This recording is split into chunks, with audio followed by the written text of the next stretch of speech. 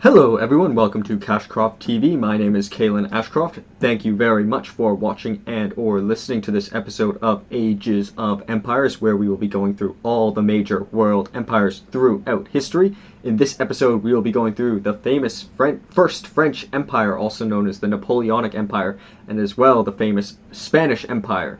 As well, from each empire we will highlight a specific leader. So from the First French Empire we will highlight Napoleon Bonaparte himself, and from the Spanish Empire we'll highlight Charles V.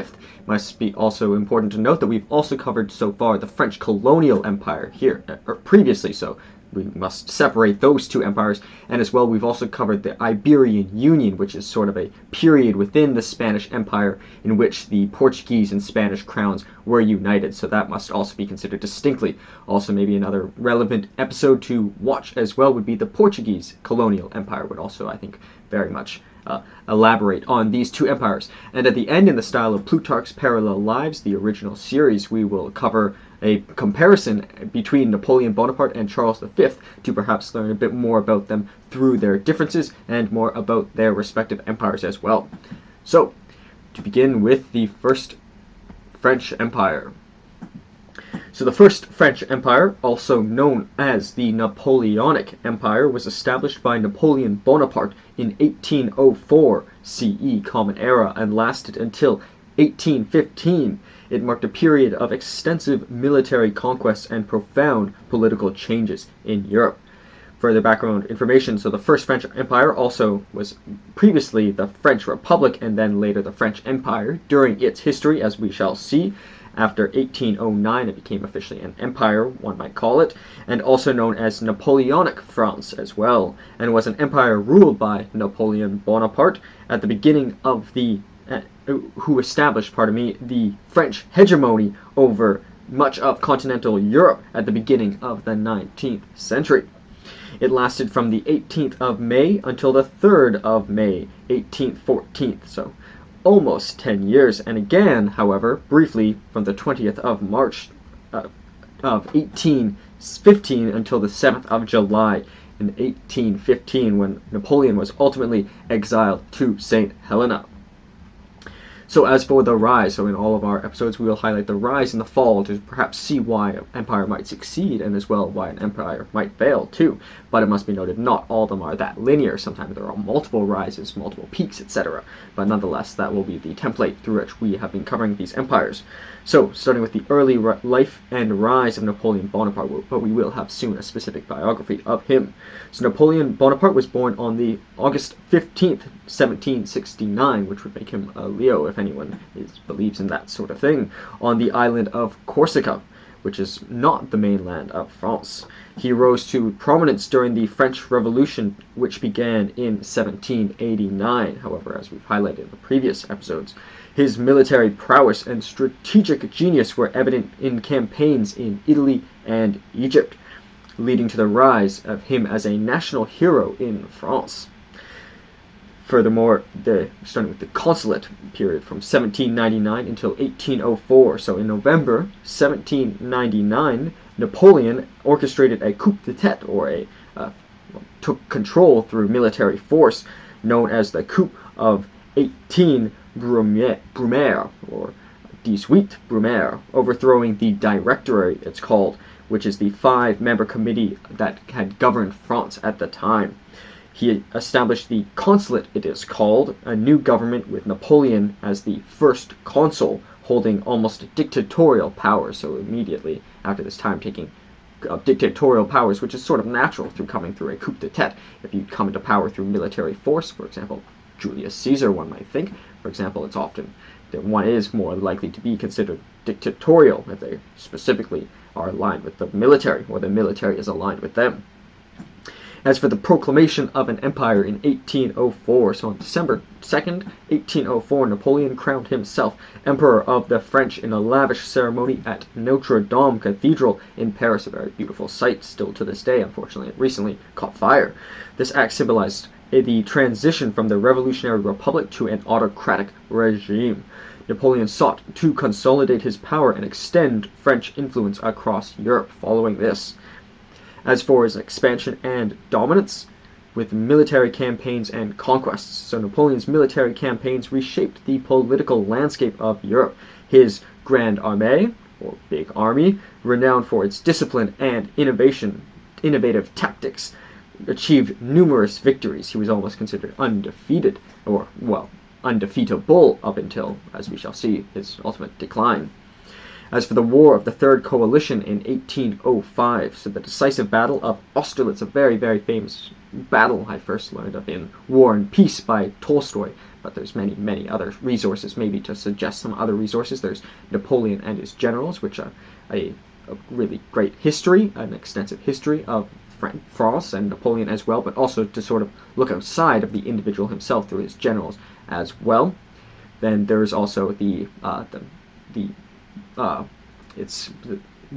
memoirs of Napoleon Bonaparte as well, is also a really great piece by him, or for him, by one of his the valets, it's called, but it's more or less his direct valet, but more so one of his closest friends wrote these important memoirs of him. Very great resource as well, and showing really quite cool friendship between the two of them.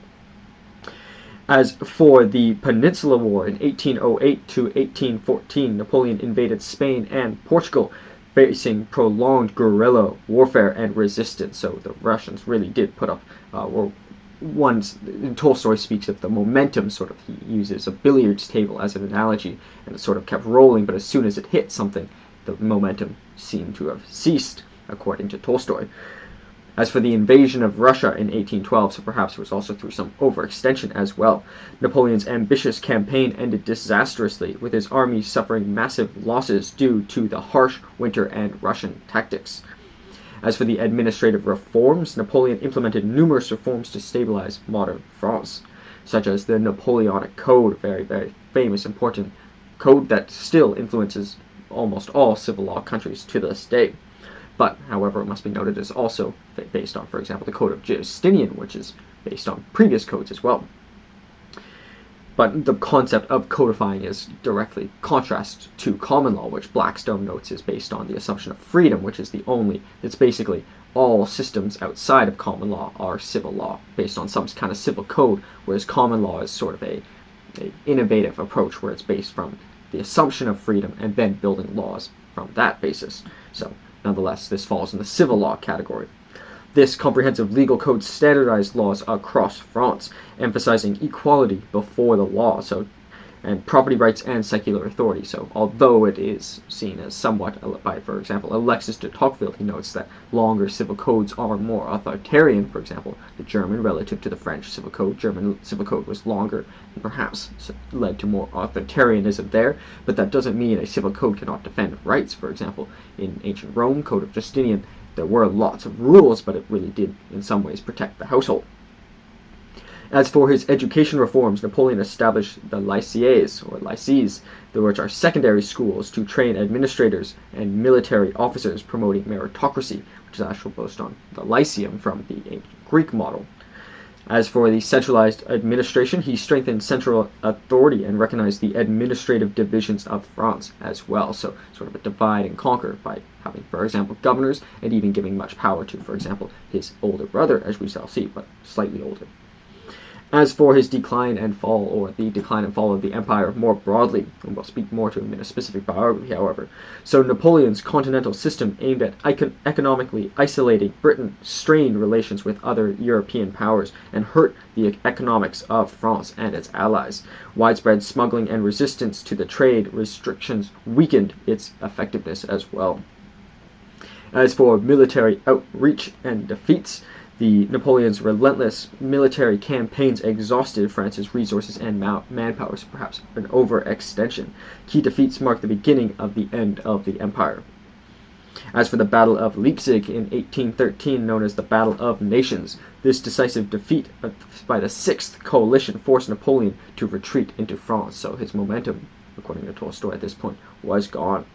As for the War of the Sixth Coalition from 1813 to 1814, specifically, Allied forces then invaded France, and Paris fell in the March of 1814, so they captured the capital. Napoleon was forced, therefore, to abdicate on April 6, 1814, and was exiled to the island of Elba. So really from being a dictator, the most powerful person, extending France far beyond its original scope, to being exiled on a small island is quite a change in circumstances. As for the 100 Days and final defeat, however, so Napoleon escaped from Elba in February 1815 and returned to France, rallying support for a brief period at the 100, known as the 100 Days. Surprisingly, they actually embraced, at least some regimes embraced him, however, so it wasn't that he forced his way back. When he arrived on the shore, there were people there to support him, so it was very, very popular still at this time. Therefore, he regained control of France during this period, but faced what's known as the Seventh Coalition and the climactic Battle of Waterloo, the famous Waterloo Battle on June 18th, 1815, actually an important event for currency speculation for a different economic history as well, and it changed the face of Europe, the European economy, and England as well. It ended in decisive defeat for Napoleon and as well the Americas as well. He abdicated again on June 22nd, 1815, and was exiled to the remote island of St. Helena, where he died on May 5th, 1821. And St. Helena is very, very far from the mainland, even further than Elba. As for the legacy of the First French Empire, so therefore the First French Empire had a profound legacy in France and Europe, such as its administrative and legal reforms, where the Napoleonic Code influenced legal systems worldwide, and his administrative reforms modernized governance in France.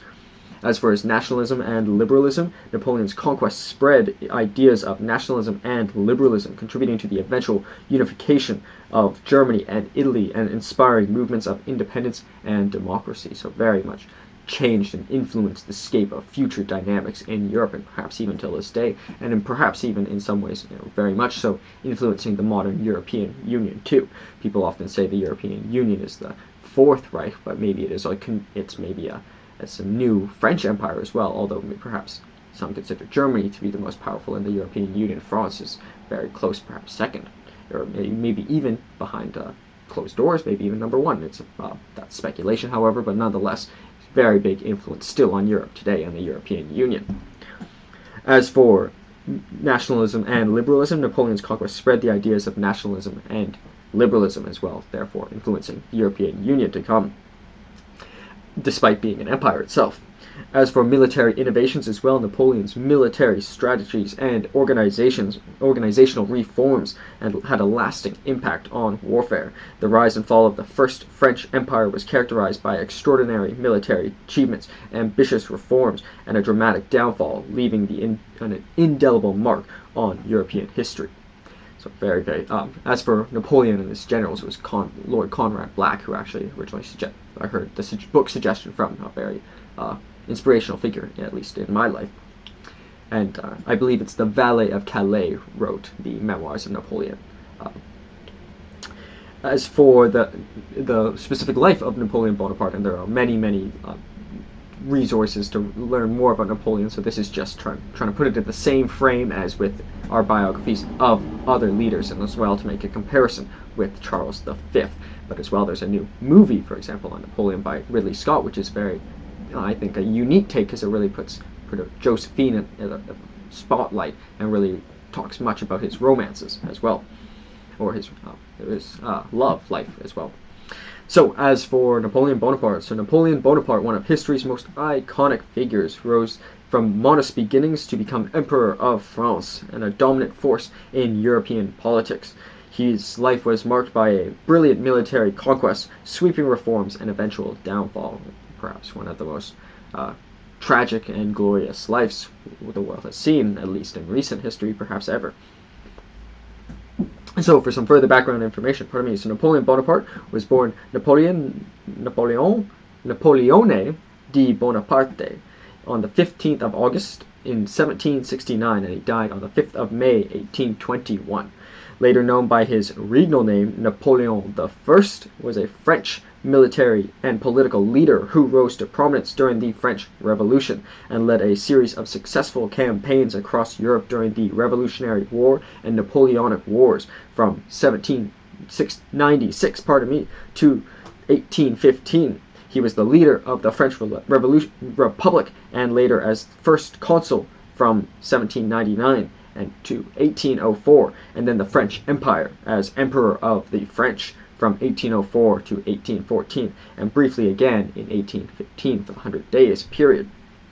So as for his early life and backgrounds, Napoleon Bonaparte was born on August 15, 1769 in Ajaccio, Corsica, shortly after the island was annexed to France. So he could have gone the other way. Maybe he could have sought independence, autonomy for Corsica, but instead he sought unification with France and continued that momentum outwardly as well. So more of a unifier than an annexer. His father, he was the second of 8 surviving children in a family of minor nobility. So he actually, many know about Joseph Bonaparte. He was actually 1 year his senior, so he was actually the younger brother, surprisingly. And the family was of minor nobility, so maybe a better upbringing than nothing. Some of our great leaders have come from nothing, but he certainly did not come from the majority. He did not come from the highest echelons of nobility, but perhaps a sufficient amount of nobility for him to become ultimately the emperor of an empire that did not even exist before him. His father, Carlo Buonaparte, was a lawyer, and his mother, Letizia Ramolino, was had a strong influence on him. So he always had a very affectionate relationship with his mother. So he's actually really maybe did have quite a feminine side as well. He was very romantic as well, and he was really close to his mother as well. But maybe it's also in part maybe he had no sisters as well, so that he latched on to the few women that came close to him in his life. But maybe he would have even been more so if he had sisters. Maybe those with sisters are more attached to women. So that's speculation as well, but nonetheless, there was some very important women in his life, including his mother and Josephine, for example. As for his education and early military career, so in 1779, Napoleon was sent to the mainland of France to study at the military academy in Brienne-le-Château. He later attended the prestigious École Militaire in Paris, graduating in 1785. He was commissioned as a second lieutenant in artillery and began his military career during a time of great political upheaval in France. As for his rise to power, so starting with the French Revolution, which sort of happened perhaps while he did not cause the initial revolution, but certainly came out on top. So the French Revolution, which began in 1789, created opportunities for ambitious military officers, particularly Napoleon. Napoleon's first gained national attention in 1793 during the siege of Toulon, where his strategic prowess led to a significant victory against royalist forces, and therefore he was promoted to a brigadier general at the age of 24, and he continued to rise to the ranks, so gaining his first perhaps leadership position when he is 24, and never really, except for his first exile in Elba, continuously becoming more powerful. But not absolutely linear. There were, of course, setbacks day to day, but over the long term, collectively becoming more powerful. As for his Italian and Egyptian campaigns, so in 1796, Napoleon was given command of the French army in Italy. His successful Italian campaign defeated Austrian forces and secured French dominance in the region. In 1798, he led an expedition to Egypt aimed to disrupt the British trade routes and establish military presence in the Middle East. Although militarily successful, the campaign faced challenges, including the British destruction of the French fleet at the Battle of the Nile. So difficult, but a very ambitious plan. But there's a side plot of his romantic life at that time. Apparently, he read the book Goethe. I saw this in the in the United States Congressional Library. It's written Goethe on the roof, so I was like, oh, I should read a Goethe book. I haven't read Faust, admittedly, but I had endeavored to. But The Sorrows of Young Werther was one of Napoleon's favorite books, and it was a great book by Goethe, and he read it 11 times on his expeditions in Egypt. I don't reread books too many times because there are too many books to read, but I think if back then one didn't have as many books, so one would reread a book many times. But it's also a very tragic book of unrequited love, and he was perhaps, accordingly, in the new Ridley Scott Napoleon Bonaparte movie, perhaps his wife Josephine, he was really jealous of her while he was away. So there's a very much a tragic romantic story in his life too, and maybe the people also gravitated towards that because it made him, perhaps a lot of people could empathize with tragic love stories as well. As for the consulate and the empire, so with the coup of 18 Brumaire, or the 18th coup d'etat of Brumaire. So in 1799, Napoleon returned to France and participated in the coup of the 18 Brumaire, and overthrowing the Directory and establishing the consulate, it's called. As first consul, he held almost dictatorial powers and implemented numerous domestic reforms. As for his proclamation as emperor on December 2nd, 1804, Napoleon crowned himself emperor of the French, and in the grand ceremony in the Notre Dame Cathedral in Paris, there's a famous image where he himself is putting the crown on his head from the Pope, so a sign of him crowning himself. Is that an exaggeration? Perhaps, but that's the way history has printed that image. This marked the beginning of the First French Empire and the new phase in his rule. Even if he did not necessarily put the crown on his own head, the Pope was certainly did not have much, may not have been able to say no. As for his military conquests and reforms, as alluded to with the Napoleonic Wars, Napoleon's reign was characterized by nearly continuous warfare known as the Napoleonic War, so he did not stop. His Grand Armée achieved significant victories, reshaping the political landscape in Europe. The famous Battle of Austerlitz, as mentioned previously, in 1805, a decisive victory over Austria and Russia, solidified his dominance. Very famous, beautiful battle in Tolstoy's. It was just a beautiful, beautiful read, and also beautifully done by Ridley Scott in this new Napoleon movie. As for Jane Osterdet in 1806, so with the crushing defeats of the Prussian army, Friedland Jena Austerlitz was a crushing defeat to the Prussian army, so another successful victory for Napoleon. In the Friedland in 1807, it was a major victory against Russia as well, leading to a treaties of Tislet. Pardon me, the Jena Austerlitz was Prussia, this was Russia, different regions. As for continental system, Napoleon implemented a continental system and economic blockade against Britain aimed at weakening its economy, so he constantly did fear the English, perhaps rightfully so. This policy strained relations with other European powers, however, and faced significant resistance. As for some of his domestic reforms, as alluded to, Napoleon's domestic policies aimed at stabilizing and modernizing France. With the Napoleonic Code, he had a comprehensive legal code that standardized laws across France, emphasizing equality before the law, property rights, and secular authority. As for his educational reforms, he established the lycées, as mentioned, the schools, which are secondary schools to promote meritocracy, perhaps maybe because he did not come from the highest echelon of aristocracy, he believed in meritocracy, and perhaps one could be said he did climb to his position through merit, not through birthright necessarily, but maybe it was his birthright by being an outsider that found him in that way, so perhaps it's paradoxical.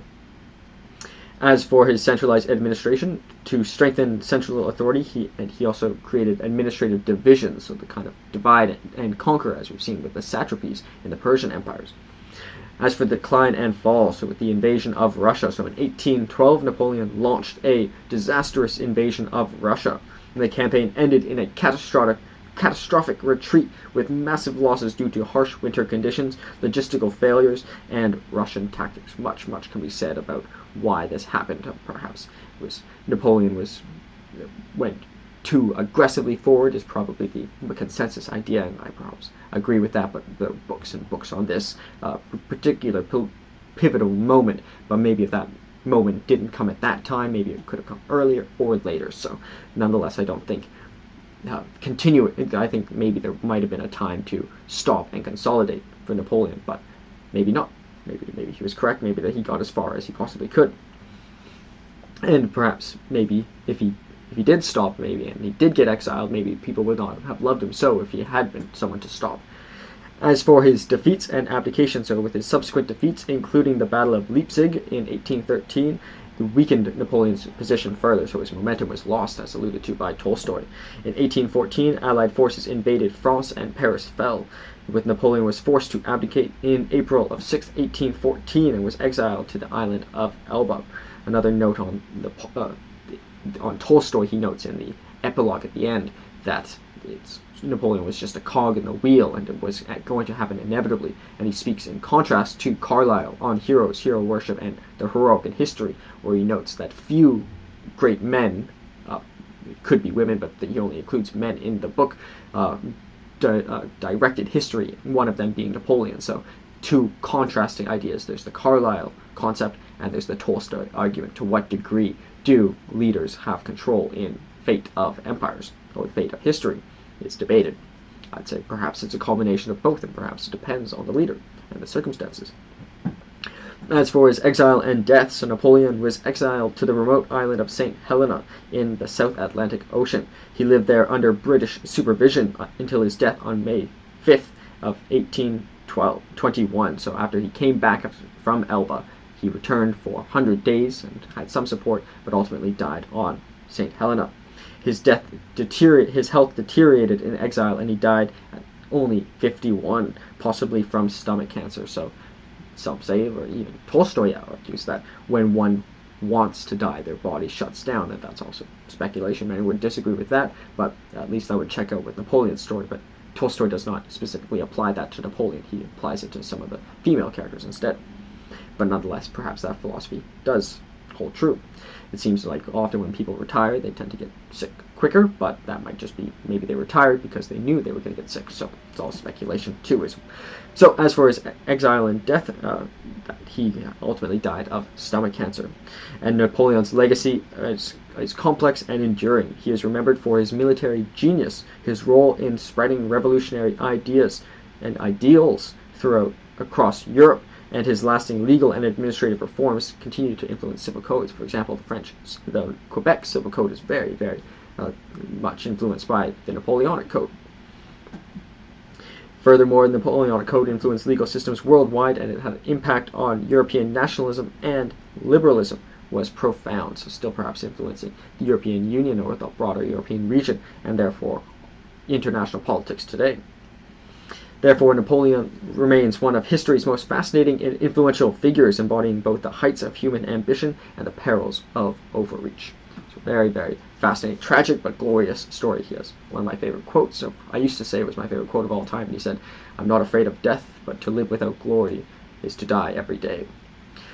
As for the content of the slide, we have the title is Napoleon Bonaparte and the First French Empire, which is also known as the French Republic, and then the French Empire, or Napoleonic France. It was a hegemony over much of continental Europe. The significant leader we highlighted was Napoleon Bonaparte. The empire was the First French Empire. The period was from 1804 to 1808, with the Republic period, and 1808 to 1815, when it was an empire. That's a common era. The modern locations included France, Belgium, Luxembourg, Netherlands, Germany, Italy, Switzerland, Austria, Spain, Poland, Croatia, Slovenia, Lithuania, Denmark, Norway, Portugal, and Romania. Million square kilometers would be 2.1, so very large. About our average empire of the largest empires we collected is about 1.14, so still much larger. Very famous empires, for example, the Athenian Empire was not even 0.01%, but nonetheless, there have been larger empires. But also must be noted that not all 1 million square kilometers is not the same in one area as another. So this was a very populated region, and a region that had been militaristic for a very long time. So not an easy area like Prussia, for example, would not be an easy area to conquer. Million square miles equivalent would be 0.81%. of the world, excluding Antarctica, would be 1.56%. The capital was, of course, Paris. The government was a unitary Bonapartist absolute monarchy from 1804 to 1814, as well a unitary Bonapartist semi-constitutional monarchy in 1815 when he returned. The common languages were Latin was both the formal and unofficial language of the empire. Corsican was also an important language because that was the language he grew up speaking. Breton, Basque, Western Romance, West Germanic, West Slavic, and South Slavic. Religion was Roman. Catholicism was the state religion. He himself was crowned emperor by the Pope. Lutheranism as well, Calvinism and Judaism were also prominent religions in the regions through which they conquered. And population was about 44 million. Generally somewhat more relatively religiously tolerant than some other leaders we covered, but still Roman Catholic. In the top left, as for images, in the top left we have an image of Emperor Napoleon in his study at the Tuileries in 1812. Very famous image with the book here is allegedly Plutarch's Parallel Lives, which influenced the first series, probably, and all these series in this channel. It's a very important book in my life, massive textbook that maybe if I could only have one book, maybe that would be the only one. To the right of that, we have the imperial standard of Napoleon I, the eagle and a crown. To the right of that, we have the Battle of Austerlitz on the 2nd of December in 1805 by Francois Gerard. Very famous image and a very heroic. Look at the clouds and look at the heroicness of Napoleon there. To the right of that, we have Napoleon reviewing the Imperial Guard before the Battle of Jena against the Prussians in 1806. So we can see reviewing all these, he's seen as a very gallant figure. Maybe an exaggeration or maybe an understatement. More likely, perhaps a combination, and depends on the artist. As for below that, we have the Napoleon demanding, to the right of that, Napoleon demanding Alexander I of Russia. This is over here, pardon me, on the right, demanding Alexander I of Russia and Frederick William III of Prussia to meet him at Tilsit in July of 1807. So showing the sway he had on these former kings. So these people he was meeting with, Frederick I, or Alexander I of Russia and William III of Prussia, kings. But Napoleon did not grow up as a king, but he's shaking the hand of the wife of one, and they come to him. So very change in circumstances. And below that, the last battle scene we have the aftermath of the Battle of Eylau in 1807. So we can see these tragic bodies and massacre, but as well another victory for Napoleon. As for the below that, we have the Arc de Triomphe, which is ordered by Napoleon in the honor of the Grande Armée, which is one of the several landmarks whose construction was started in Paris during the First French Empire. Very, very important site because sort of Paris is in many ways based around the Arc de Triomphe. Or there's also a big line. Paris is a really beautifully built city, but there's a big sort of thing centralized around the Arc de Triomphe and some other sites too, and there's a direct line as well between many important sites, for example, the Louvre as well, the former French palace. As for it was preceded by the First French Republic, and it was also preceded by the Kingdom of Holland and the Ligurian Republic and Andorra. It was succeeded by the Kingdom of France, the Principality of the United Netherlands, the United Kingdom of the Netherlands, the Neutral Moresnet, the Luxembourg, Grand Duchy of Tuscany, Andorra, Monaco, the Principality of Elba, and the Provisional Government of Belgium from 1814 to 1815. And to the top right, we have the map so we can see, of course, Europe, a lot of areas conquered there, as we mentioned, in many countries, but they also exerted control over, to some degree, the darker degree and the more control they exerted over a large colonial empire, as well as we covered in the French colonial empire, which preceded it. So that is Napoleon Bonaparte and the First French Empire, and we'll discuss the leader more in a comparison after discussing the Spanish Empire. So the Spanish Empire was one of the largest and most powerful empires in history, and it rose to prominence in the late 15th century and experienced its zenith in the 16th and 17th centuries before gradually declining in the 18th and 19th centuries. Its history marked the exploration, conquest, cultural exchanges, and significant economic, political landscape. So very, very important and famous empire. So also we've covered the Iberian Union, which was a period in which it was united with Portugal, or the Portuguese Empire. So, for some background details first, so the Spanish Empire, sometimes referred to as the Hispanic monarchy or the Catholic monarchy, was a colonial empire that existed from 1492 to 1976. In conjunction with the Portuguese Empire, it ushered the European Age of Discovery. It achieved its global scale, controlling vast portions of the Americas, Africa, various islands in Asia and Oceania, as well as territory in other parts of Europe, as we shall see. It was one of the most powerful empires in the early modern period, becoming known as the empire which the sun never sets, so showing how broad it was geographically, that allegedly the sun would never set on this empire. And I think if we cover all the continents, technically that would be true. At its greatest extent, in the late 1700s and early 1800s, the Spanish Empire covered 13 million square kilometers, or 5 million square miles, making it one of the largest empires in history. It's actually ranked 5th of all empires, as we shall see. As for the rise of the Spanish Empire, so with the unification and reconquista, so the foundation of the Spanish Empire began with the unification of the kingdoms of Castile and Aragon through the marriages of Ferdinand II of Aragon and Isabella I of Castile, so marrying the two leading houses in Spain in 1469. This union set the stage for completion of the Reconquista in 1492, and which caused the expulsion of the Moors from Granada and the consolidation of the Christian rule in Spain. So it's hard to think. I was surprised when I first learned that the Moors used to rule over Spain. So Spain was, for a long period of its history, Muslim.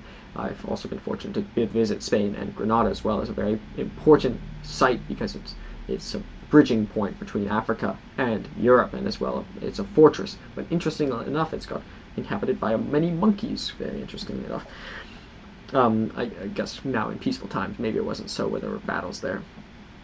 So as for the age of exploration, so in 1492, Christopher Columbus, sponsored by Ferdinand and Isabella, embarked on a voyage that led to the discovery of the Americas. So very, very important. Maybe all that can be said about the battles, maybe the discoveries of the Americas may have been equally as important in terms of the grand scheme of things, but maybe it would have been inevitable too, because maybe if they had not sent Columbus, somebody else might have found it first. And as we've seen in their previous colonial empires, there had been other explorers in these regions earlier too. It was really Columbus that really they attributed to starting this age of discovery and really confirming it. This marked the beginning of Spanish overseas expansion and the establishment of a vast colonial empire. So as for subsequent explorers and conquistadors such as Hernan Cortez and Francisco Pizarro, so both, for some reason I think of these names as frightening, Cortez and Pizarro, but maybe that's just because of all the stories I've heard about them. And they conquered vast territories in the Americas, including the Aztec and Inca empires. There's a great book, Guns, Germs, and Steel, and the hypothesis is why was it the Europeans conquered the indigenous peoples in South America, for example, or North America as well, and not vice versa. And one of the ideas was with germs, because of population density. Therefore, they got more developments in terms of immunities, and therefore the less dense population got more sick.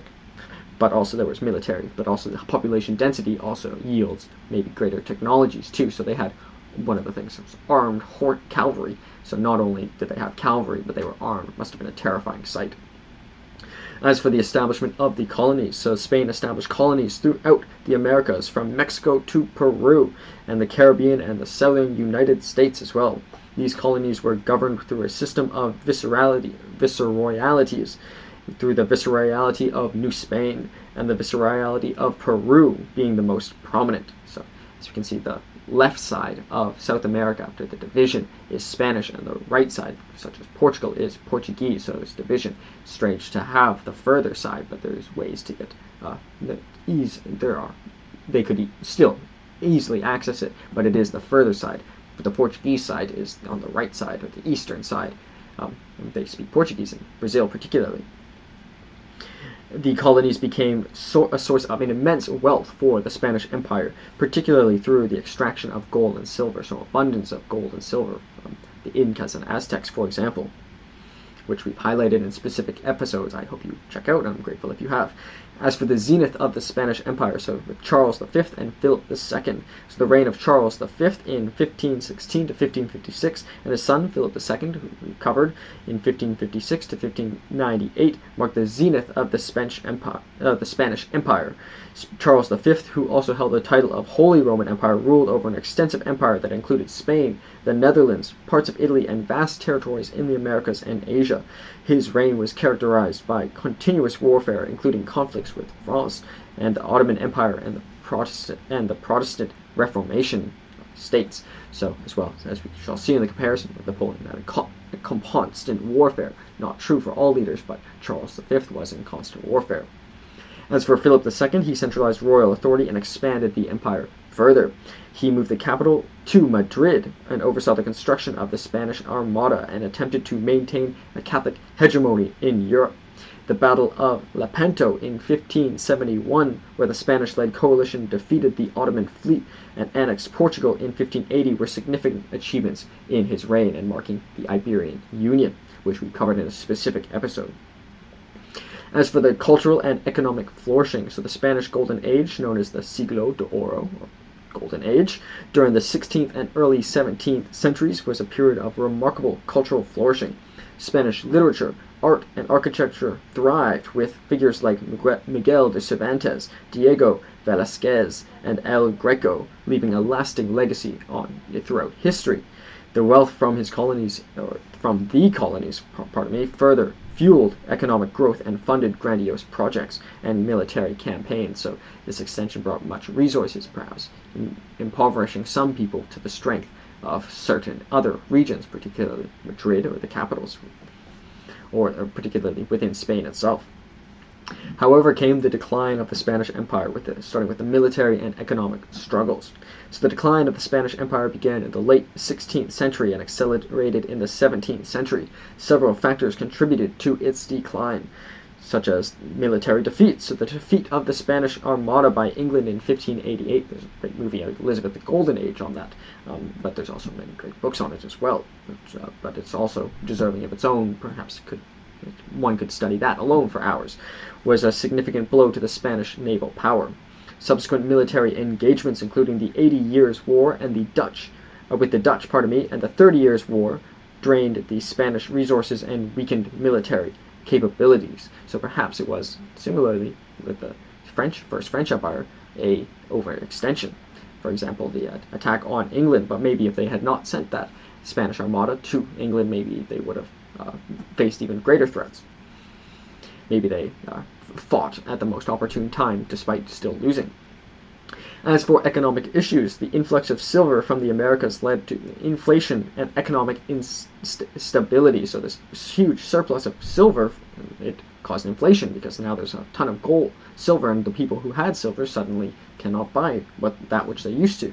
The empire's heavy reliance on colonial wealth, combined with costly wars and ineffective taxation, strained its finances. So we've seen taxation as a difficult thing to master across empires we've covered. Further, the expulsion of the Moriscos, who were converted Muslims in 1609, also harmed the economy, as they were a productive segment of the population. So this sort of intolerance to those who converted to Muslims hurt the economy by removing them from the country. As for political and social challenges, so with political decentralization, so the vast size of the empire made it difficult to govern effectively. Regional autonomy and local interest also conflicted with central authority, leading to administrative inefficiencies. As for social unrest as well during this decline period, internal conflicts, including the revolts of Catalonia and Portugal, so still Portugal ultimately separated, and the Spanish Empire still continued after the Iberian Union, but even till this day, Catalonia still often seeks autonomy. I've also been to Catalonia, for example, Barcelona, a beautiful city. The rise, but distinctly perhaps a different culture from the rest of Spain. The rise of local powers and the decline of centralized control also weakened the Spanish monarchy's authority. As for the Treaty of Westphalia, very famous event, and the Bourbon Reform, so the Treaty of Westphalia in 1648 marked the end of the 30 Years' War and the decline of the Spanish dominance in Europe. So perhaps a treaty, but perhaps in some ways a defeat as well. The Spanish Empire faced further territorial losses and challenges from the emerging European powers such as France and Britain. We shall see the First French Empire will soon come. And the British Empire is also becoming very powerful at this time too, which we'll highlight in an episode as well. In the 18th century, the Bourbon reforms aimed to modernize and centralize the administration, the economy, and the military. These reforms, initiated by the Bourbon dynasty, had mixed success and were often met with resistance in the colonies, ultimately leading to the fall of the Spanish Empire, so with the loss of European territories. So the War of Spanish Succession in 1701 to 1714 resulted in the Treaty of Utrecht, which significantly reduced Spanish territorial holdings in Europe, Spain, and therefore Spain ceded territories such as the Spanish Netherlands, Naples, and Sardinia to other European powers, so now physically shrinking. As for the independence movements, and in the Americas as well, so in the early 19th century saw a wave of independence movements across Spanish America, inspired by Enlightenment ideas and the success of the American and French revolutions. So inspired by these revolutions in France and America, there's movements for autonomy in the Spanish colonies as well. And colonies in Latin America sought their own independence. Key figures like Simón Bolívar and José de San Martin led revolutionary efforts, resulting in the loss of most of Spanish territories in the Americas by the 1820s. So now these are autonomous states. Many I've been fortunate to visit for the show, and I'd like to be grateful to visit more going forward to learn more about these empires. As for the Spanish-American War in 1898, it marked the final blow to the Spanish Empire, and the Spanish lost the remaining major colonies, including Cuba, Puerto Rico, and the Philippines and Guam, to the United States, so losing further sites to the United States, and not just Latin autonomy in Latin America, but also the United States ceding territories to the United States. As for the legacy of the Spanish Empire, so the Spanish Empire left a profound legacy, shaping the cultural, linguistic, and political landscape of much of the world. Spanish became one of the most widely spoken languages globally, and as well, Hispanic culture to this day and tradition remains incredibly influential in the Americas and beyond. So it's massive Spanish influence through this previous Spanish Empire. Furthermore, the empire's complex history of conquest, colonization, and cultural exchange continues to be studied and debated, highlighting both the achievements and the darker aspects of Spanish imperialism. So, for example, those figures such as Cortez and Pizarro are often put in quite negative lights, to some degree rightfully so, but perhaps maybe in some ways not necessarily fairly. But in many ways they did do some very horrific things. Therefore the rise and therefore the empire's complex history, of conquest, colonization, and cultural exchange continues to be debated. And the darker aspects of Spanish imperialism are still up to dispute. So therefore the rise and fall of the Spanish Empire illustrate the dynamics of power, ambition, and the intricate interplay of various factors that contributed to the ascent and decline of the empires in history. It's a very, very important period, and very, very important empire as well. So as to highlight a specific leader, we have Charles V. So one of the most important rulers of the Spanish empires was Charles V, Holy Roman Emperor and King of Spain. His reign marked a critical period in European history, characterized by vast territorial expansion, significant political and religious conflicts, and profound cultural developments. Let's see if a noise has moved. I'll continue. So, as for some further background information, so Charles V was born on the 26th of February in the 15th century and died on the 21st of September 1558. He was the Holy Roman Emperor and the Archduke of Austria from 1519 to 1566, and King of Spain from 1516 to 1556, and Lord of the Netherlands as titular Duke of Burgundy from 1506 to 1555. He was heir as well to and then head of the rising House of Habsburgs, very famous family and dynasty throughout history that we've covered as well. His dominions in Europe, including the Holy Roman Empire, extending into Germany and northern Italy, with rule over the Austrian hereditary lands, and as well, and the Burgundian Low Countries, and Spain as well, with its possessions in southern Italian kingdoms as well, such as Naples, Sicily, and Sardinia, all came under his control. In the Americas as well, he oversaw the continuation of the Spanish colonization and a short-lived German colonization as well. The personal union of the European and American territories he ruled was a collection of realms that was first labeled at this time the Empire on which the sun never sets. So perhaps the zenith of the empire, excluding maybe the Iberian period, where they covered essentially every continent, and therefore the sun allegedly never set on this empire. Very much through the achievements and perhaps positioning of Charles V, as we shall see. So as for the early life and background of Charles V, so Charles V was born on February 24th of 1500 in Ghent, located in modern-day Belgium. Beautiful city I've been fortunate to visit. He was the eldest son of Philip the Handsome, Duke of Burgundy, so came from nobility, and Joanna of Castile, the daughter of Ferdinand II of Aragon and Isabella I of Castile, so that very important family that in many ways began the Spanish colonial empire. So very powerful lineage, but maybe not the most powerful lineage, but he will come to be the most powerful. And through his parents as well, Charles inherited a diverse and vast list of territories. So he would come to be the most powerful person in the Spanish Empire, and perhaps ever in the Spanish Empire, perhaps with the exception of during the Iberian Union period. So for his inheritance and titles, so Charles' inheritance was unparalleled in its scope. So from his father, Philip the Handsome, he received the Burgundian Netherlands, including present-day Belgium, the Netherlands, and Luxembourg. So through his father.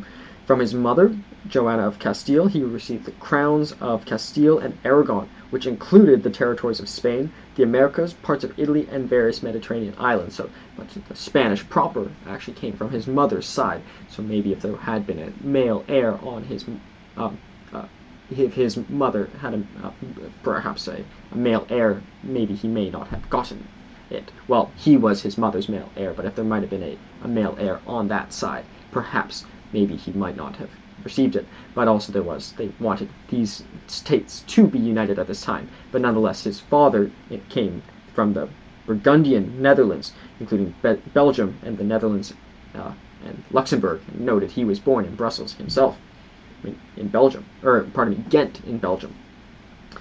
As for his grandfather as well, Maximilian I, Holy Roman Emperor, he received the Habsburg territories in Austria and the title of Holy Roman Empire. So from Emperor, so basically all these titles coming into one, so perhaps in many ways a perfect lineage, but a culmination of different parts of his family leading to a perfect lineage. Or not a perfect, no such thing perhaps as well. I think there is a perfect lineage, but nonetheless it was created to be something great through the fragmentation of the different parts of his family, particularly his father, mother, and grandfather. As for his rise to power as King of Spain, so in 1516, following the death of his grandfather, Ferdinand II, Charles became King of Spain as Charles I. He inherited a kingdom that included not only the Iberian Peninsula, but also vast territories in the New World, which were rapidly expanding due to ongoing exploration and conquest. So came into power during the growth period of the Spanish Empire. So most of those leaders who we highlight at the zenith, although they did control the peak, there were many before them who had great achievements that led to their success, and things maybe did not, if they are at the peak, things did not continue to be as good. But he was not. Maybe the Iberian Union period might be the peak, considered the peak of the Spanish Empire, but this is one of the peaks.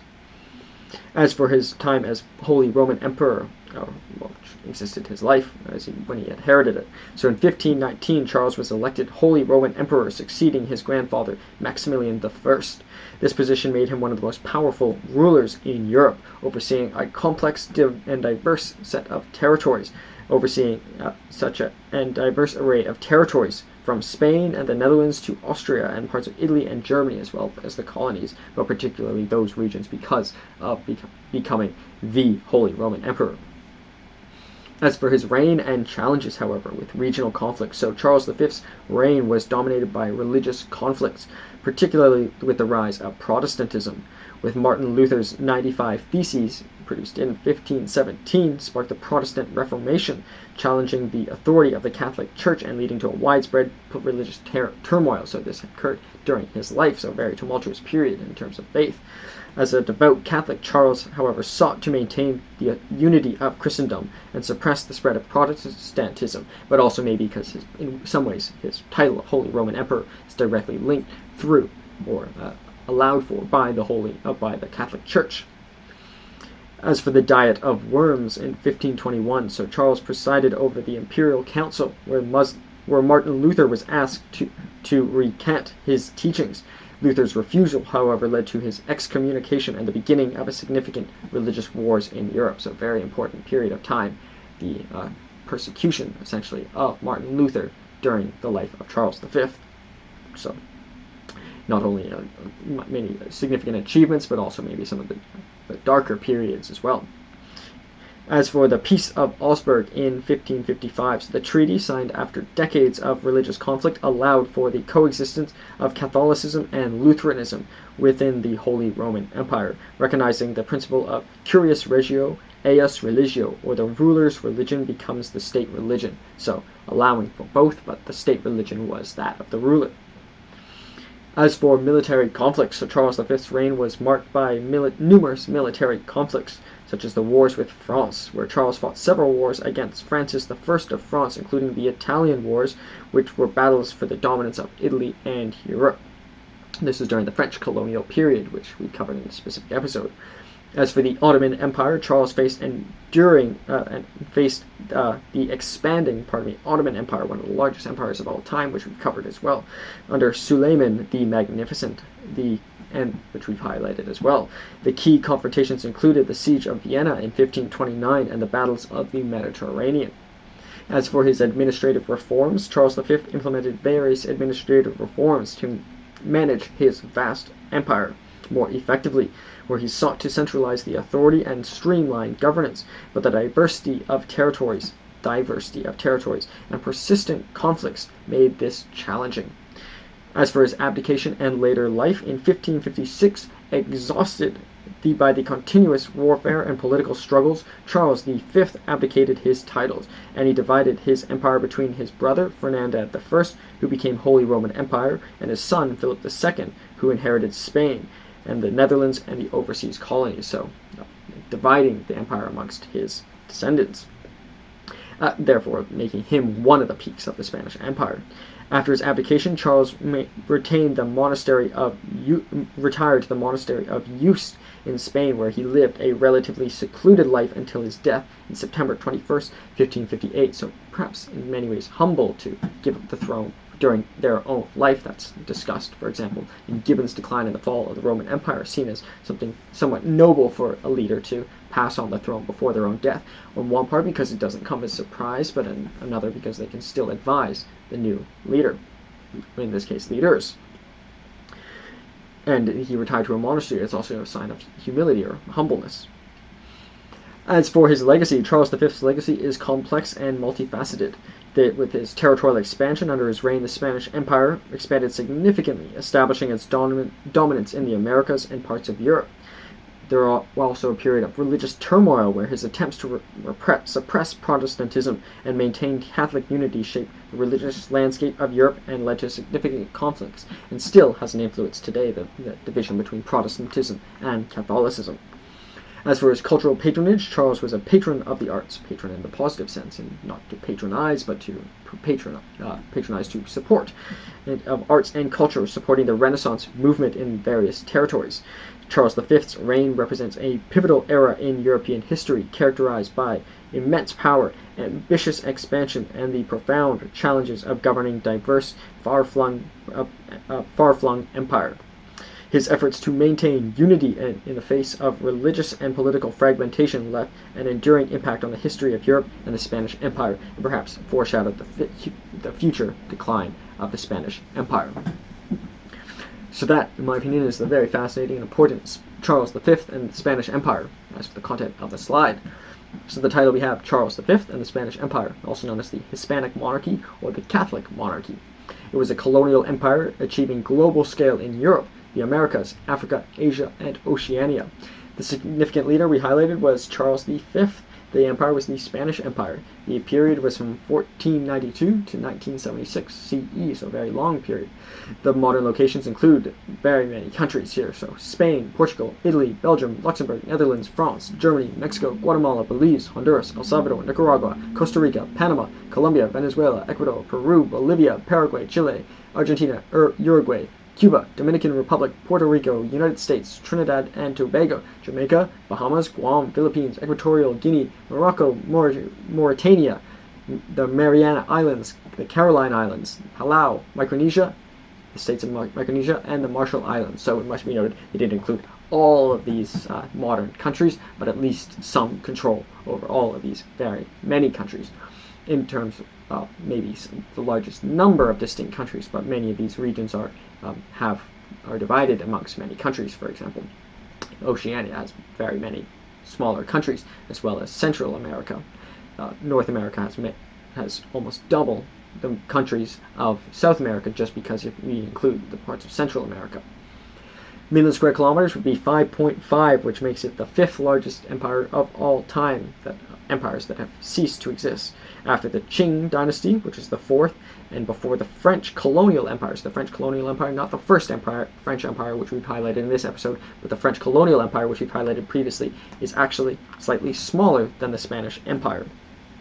But as well, the empires that were larger were the British Empire, the Mongolian Empire, the Russian Empire, then the Qing Empire, and then the Spanish Empire is 5th. French Empire, the French colonial empire, would be 6th. To the right of that, we have the Cross of Burgundy, which is important, and it also associated with Charles V from his father's side, from Burgundy. And to the right of that, we have the early modern flag of the Spanish Empire. To the right of that, we have an image of the capitulation of Granada by F. Pradilla, where Muhammad the 12th, or Boabdil, surrenders to Ferdinand and Isabella. So, important period where the Spanish, or the Catholics, regained control over Spain from the Moors. That's particularly at Granada, a beautiful site I've been fortunate to visit, which is a bridging point between Europe and Africa in many ways, and a very important military site infested today with monkeys. To the right of that, we have a photo of the cathedral of, to the right of that, we have the El Gran Capitan, a famous military figure, at the Battle of Cerignola. And very heroic looking, but also maybe if we were to take these in direct contrast with the First French Empire, maybe depicted maybe less gloriously and in a darker image, maybe more analogous to some of our Roman Empire art. To the right of that, we have the photo of the Cathedral of Mexico City, a site I've been fortunate to visit, and it is one of the largest cathedrals in the Americas, built on the ruins of the Aztec main square, so really sort of manifesting part of the spirit of the empire, where they built on top of existing empires, particularly in the colonial regions. Pardon me, we gotta jump back to the information. So million square kilometers would be 5.5. Million square miles equivalent would be 2.12% of the world, 4.08 excluding Antarctica. Very massive territory, over 1/20th of the entire world land area.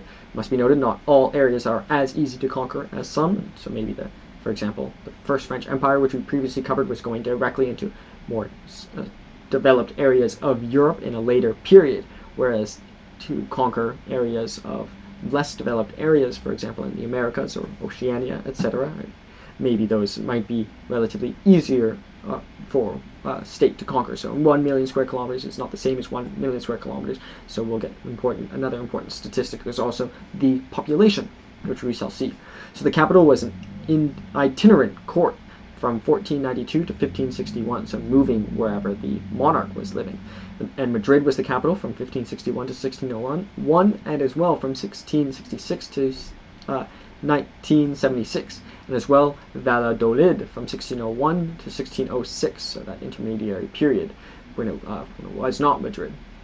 I've been fortunate to visit Madrid, a beautiful city today, but very different, for example, to Barcelona, or, for example, Mexico City as well today. So different regions within the Spanish Empire still have distinct cultures, and that's, as we alluded to, maybe one of the reasons of the decline of the Spanish Empire, two diverse regions or peoples. The government was a composite monarchy from 1492 to 1700. It was an absolute monarchy from 1700 to 1820, and as well from 1823 to 1833, and from 1923 to 1930. It was a constitutional monarchy from 1820 to 1823, and as well from 1833 to 1873, as well from 1874 to 1923, as well from 1930 to 1931, and from 1975 to 1976. As well, it was a parliamentary monarchy from 1823 to 1923, and as well from 1955 to 1976, and as well a republic from 1873 to 1874, and 1931 to 1939, a dictatorship from 1939 to 1975, and a democratic transition period from 1975 to 1976, with the ultimate decline of the Spanish Empire. So this is a very, very large period of time that we've covered, so I hope you also check out the Iberian Union episode to highlight a specific period when it was united with Portugal. Common languages include Spanish was the official language, and many regional languages, as we've mentioned how many countries modern countries they ruled in the diverse areas, many languages. Unfortunately, we cannot list them all here on the slide. Already we have maybe too much information.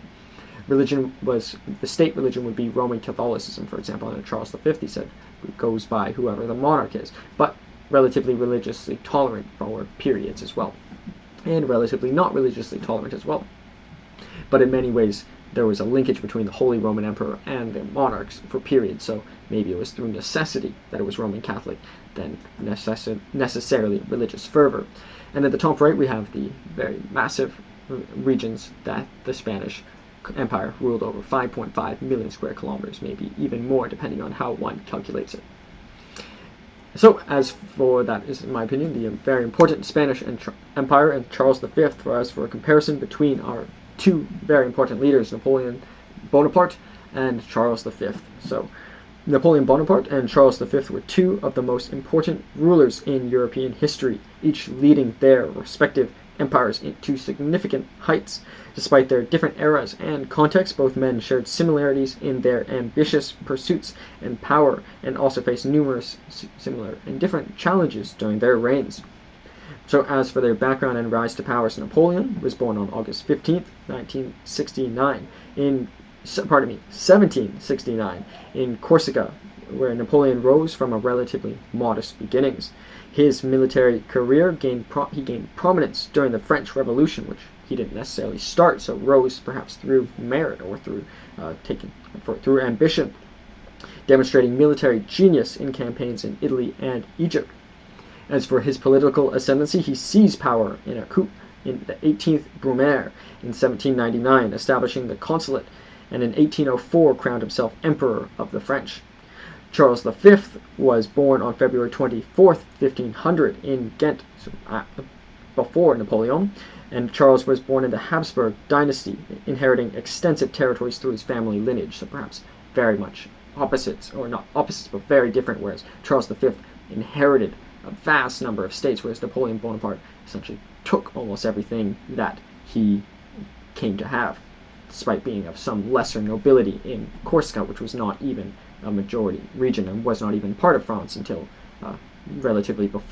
soon before Napoleon's birth. And as further for his inheritance, Charles V became King of Spain in 1516 and Holy Roman Emperor through 1519. So through his grandfather, through birth, he becomes Roman Empire, a direct comparison, whereas Napoleon Bonaparte essentially crowns himself, at least in the image he's shown crowning himself, or at least the Pope did not have much of a say, or maybe could not have said no. And therefore Charles V inherited a vast empire, including Spain and the Netherlands, Austria, and parts of Italy and Germany.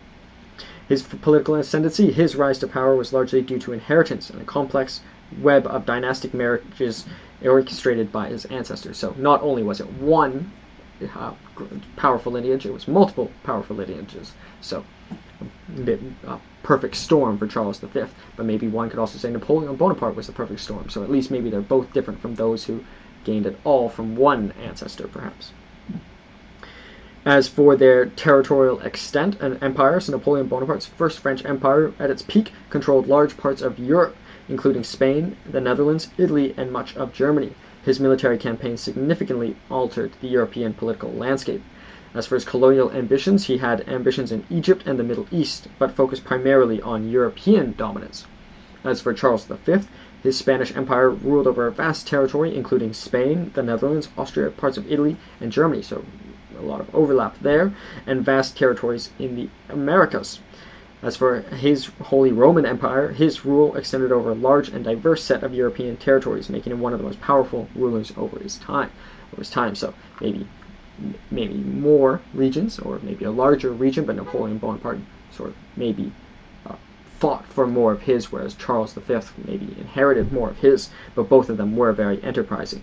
And they both had colonial and European empires, but maybe Napoleon was more European focused and Charles V was more colonial focused, even though he was still quite European focused, but relative to Napoleon and relative to other colonial empires or other colonial periods during the Spanish Empire history or during the French colonial empire history.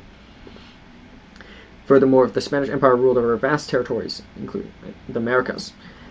As for their military campaigns and conflicts, so Napoleon Bonaparte, with his military genius, he was known for his strategic brilliance, where Napoleon's campaigns included the decisive victories such as Austerlitz, Jena, and Friedland.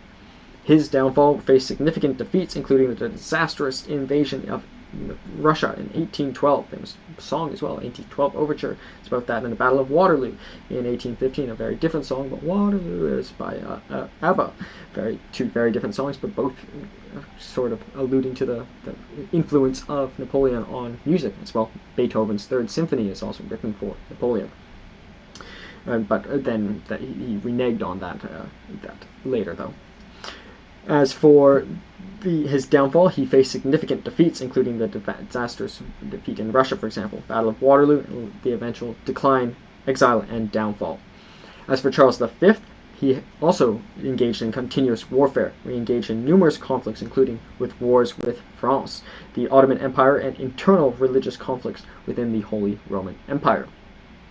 As for his religious wars, his reign saw the rise of Protestantism and the resulting conflicts, including the Diet of Worms in 1521 and the Schmalkaldic War. So, Protestantism came to being during Charles V's life, but Protestantism existed as amongst Napoleon Bonaparte's empire, but it wasn't as contestuous during Napoleon Bonaparte's time, and he was maybe relatively more religiously tolerant, but Charles V ultimately did have moments of toleration as well. As for his further to the religious wars, he saw the rise of Protestantism and the resulting conflicts, including the Diet of Worms in 1521 and the Schmalkaldic War. As for their political and administrative reforms, but one last thing also there, Charles V also ultimately retired, whereas Napoleon Bonaparte was forcibly exiled. So different paths and different endings. One perhaps more tragic than the other. One perhaps a humble and smooth way by retiring and giving it to one's descendants, whereas Napoleon Bonaparte was exiled twice, very tragic, and then soon got stomach cancer and died after. But he came back for 100 days, which maybe overshadows both those tragic moments. As for their political and administrative reforms, with Napoleon Bonaparte, he implemented the Napoleonic Code, which is a comprehensive legal code that influenced legal systems worldwide, emphasizing equality before the law and equality rights. So a very, very important event in legal history. As for, also, I hope you check out my series on legal history and historians. As for centralization, his centralized administration and modernized the French state, establishing a merit-based educational and governmental institutions, perhaps inspired by his own merit and perhaps or by his own lack of significant nobility or birthright at his birth. As for Charles V, his administrative challenges, he faced difficulties in centralizing authority due to the vast and diverse nature of his empire, so he sort of inherited this diversity, whereas Napoleon Bonaparte took that diversity. His attempts to reform were often hampered by the regional autonomy and local resistance, so not only the religious, but also the different linguistics as well. Even within Spain today, there's still Catalonia, which still seeks relative autonomy, or if not absolute autonomy, at periods. As for certain groups as well. As for his religious policies, his efforts to maintain a Catholic hegemony and suppress Protestantism had significant and lasting impacts on the religious landscape on Europe.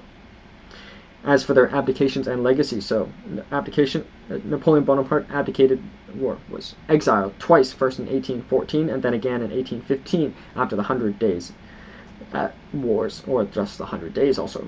He was exiled first to Elba and then to St. Helena, where he died in 1821. As for his legacy, he left a lasting impact on Europe through the legal reforms, military strategies, and the spread of nationalist ideas, perhaps still influencing the European Union today. As for Charles V, his abdication, he abdicated in 1556, dividing the empire between his brother Ferdinand I the Holy Roman Empire, and his son Philip II as King of Spain, so dividing his empire, so perhaps a very different, more humble way of passing on or ending.